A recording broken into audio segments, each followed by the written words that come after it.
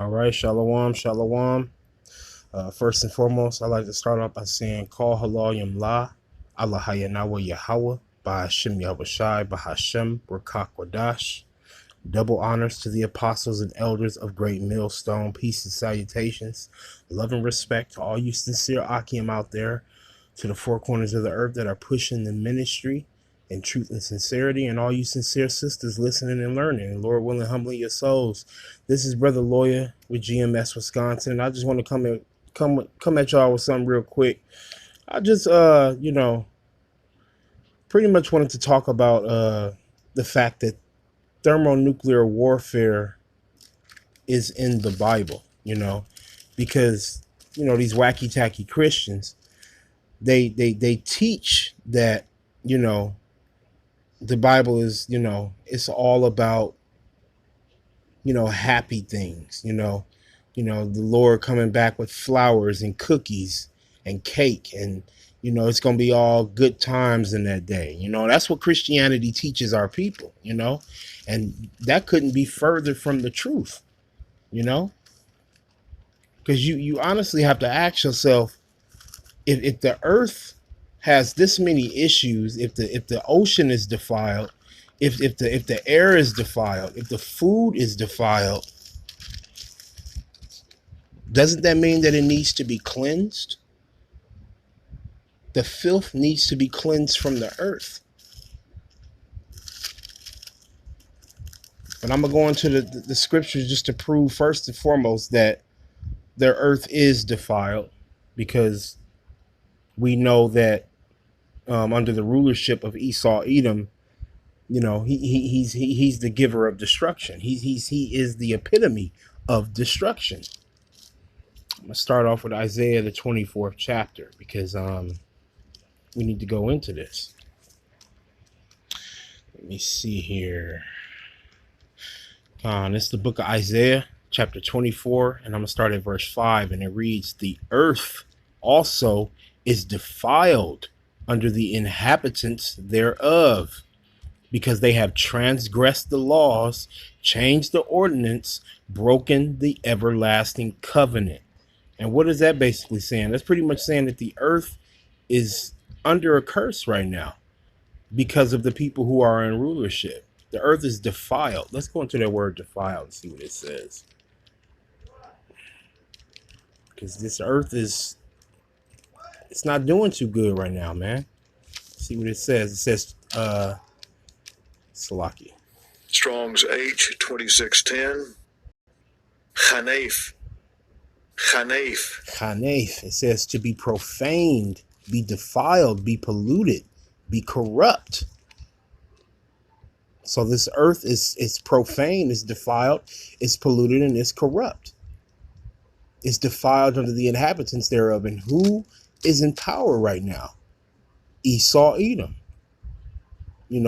Because they have transgressed the laws. They changed the ordinance and they broke the everlasting covenant. Meaning they made evil good and good evil. They've legalized homosexuality. They've legalized pedophilia. They've legalized bestiality. You can have sex with whatever you want, and all of those things go against the scriptures. And not only have they defiled the earth, but they have made it to where our people are committing these forms of wickedness. And there was a point in time where our people knew at least a little bit between right and wrong, and you should know, if the Lord is dealing with you, what and what not to do.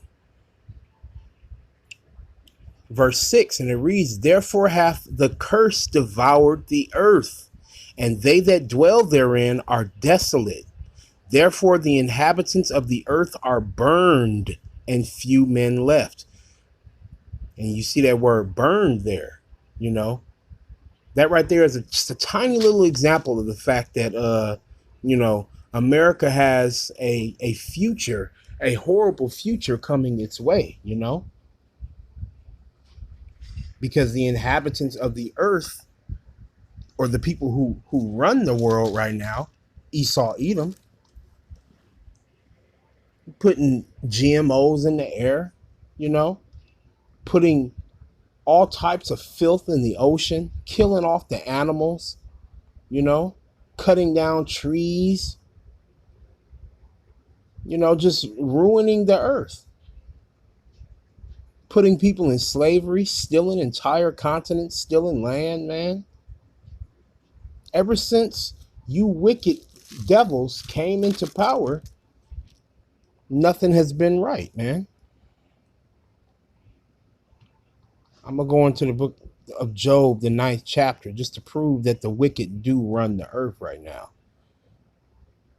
This is the book of Job, chapter 9, verse 24, and it reads, "The earth is given into the hand of the wicked.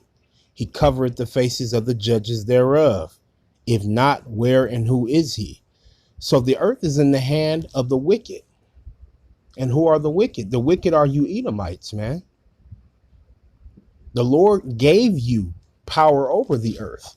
If you go into Genesis, the 27th chapter, Isaac gave Esau the fatness of the earth, and the dew of heaven. Of course, he cried like a little baby bitch for his little blessing, but that blessing is very temporary, But ever since Esau came into power, wickedness increased in the earth. Slakia, bear with me for 1 second here. Looking for a precept here.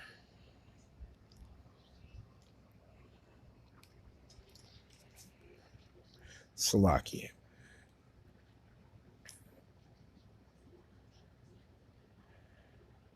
Khan, I found it. It's right here.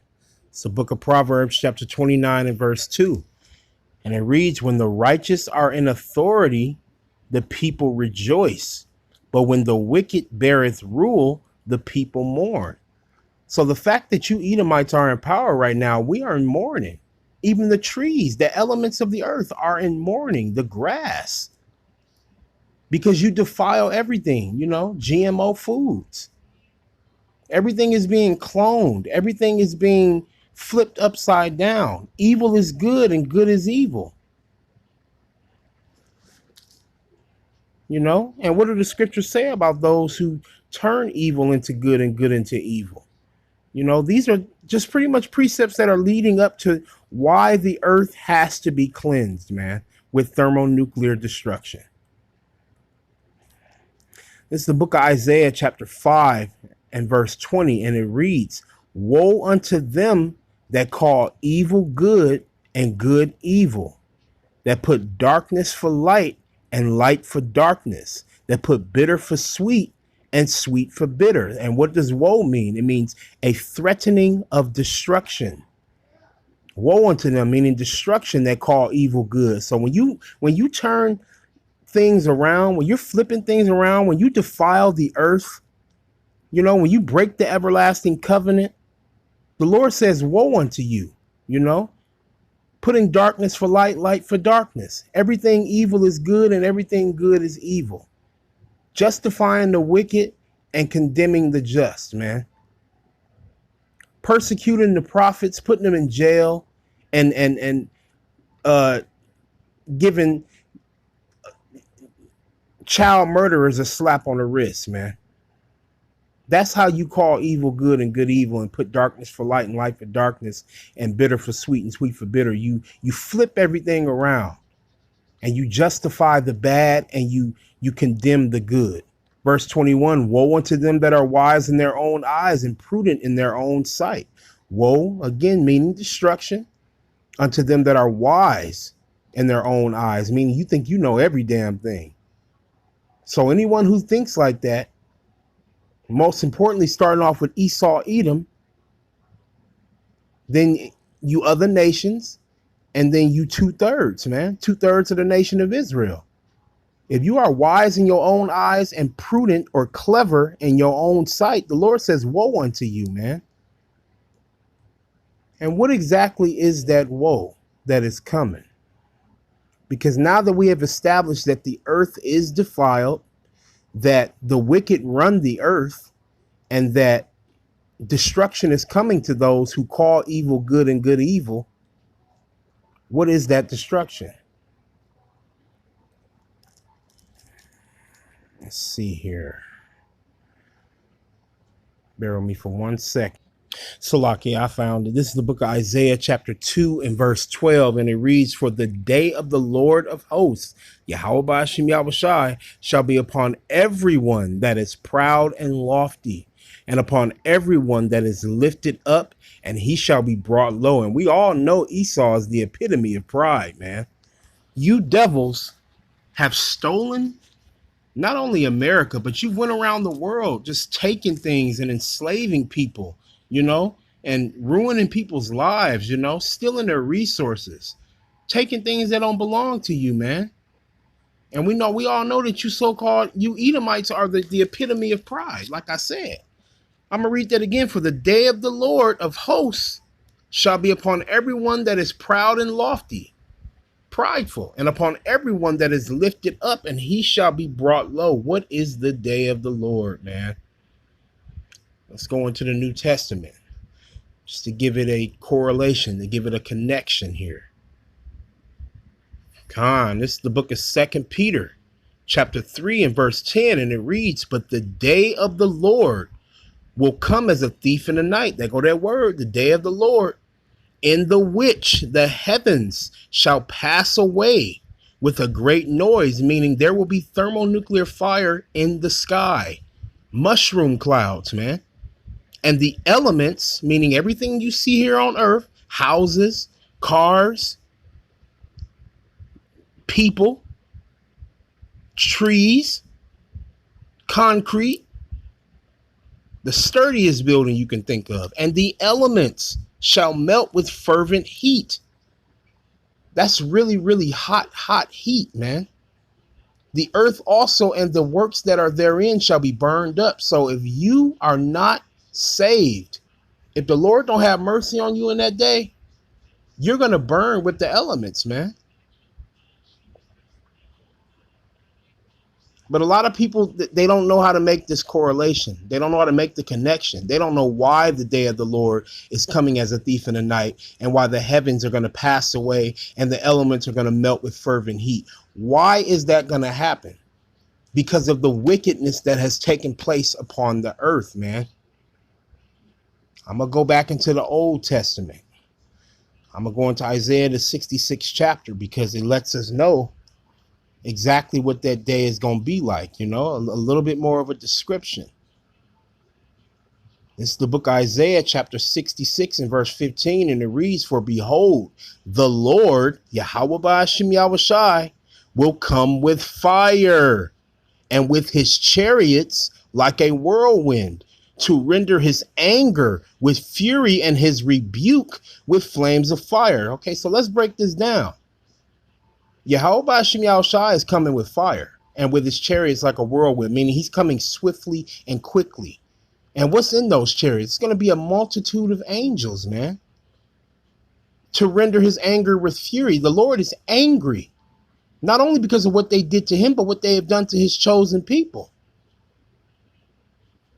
You people have fought against the Lord's chosen people, and is rebuked with flames of fire. What do you do when